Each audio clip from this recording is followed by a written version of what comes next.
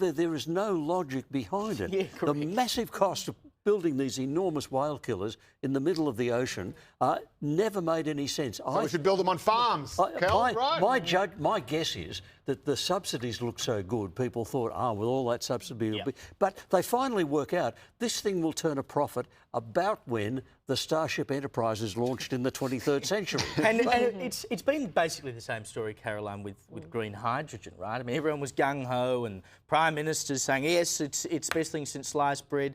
Malinowskis was saying, we're going to have it at Whyalla and whatever, and Sanjeev Gupta was into it, and Twiggy Forrest was into it.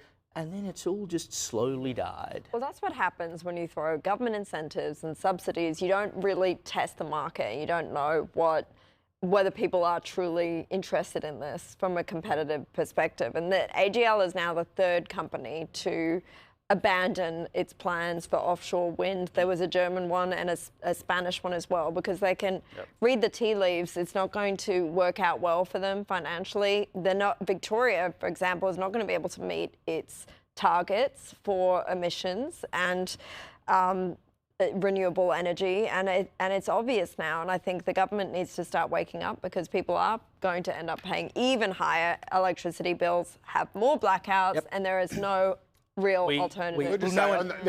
Just very quickly, Joe. Just very quickly. I mean, the thing is with all these things, though, it's not that they don't work, it is that they don't work at a scale or at a cost that makes them economically feasible. And the same thing, we faced the same thing with solar panels a couple of decades ago, and the opposite happened. And suddenly the market just responded and said, yes, we all want them because it worked. People realised they could get cheaper power. But this is suddenly the offshore. uptake. This is the thing. Offshore will never be economically. And the transmission, and it only works when the wind blows and when the sun shines. There's no problem with renewable energy if it makes economic sense. It's as simple as that. Speaking of making economic sense, one of the country's most experienced and respected cultural leaders has called for a funding freeze and an urgent review into Creative Australia. This is the mob that hands out government grants to the arts. It used to be called the Australia Council. Lyndon Terracini is the former artistic director of Opera Australia, and he slammed Creative Australia's method of handing out money by peer review. And as well as that, in its 2 years of operation, Creative Australia has taken 101 international trips at a cost to taxpayers of $636,126, according to documents revealed in Senate estimates this week. Yeah, I know.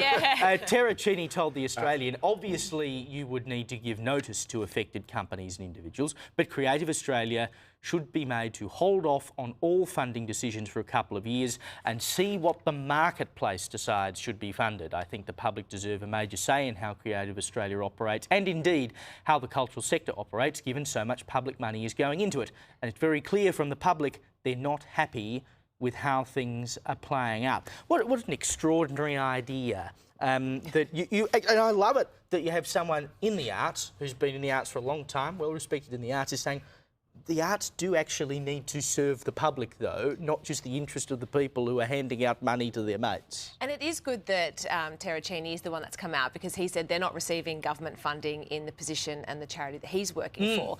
And he said that's what's stopping a lot of other people coming forward to talk about the issues within the sector, because they don't want the government funding to be withdrawn. But when you look about that it's more than $600,000 has been spent on international flights, in general, 101 flights.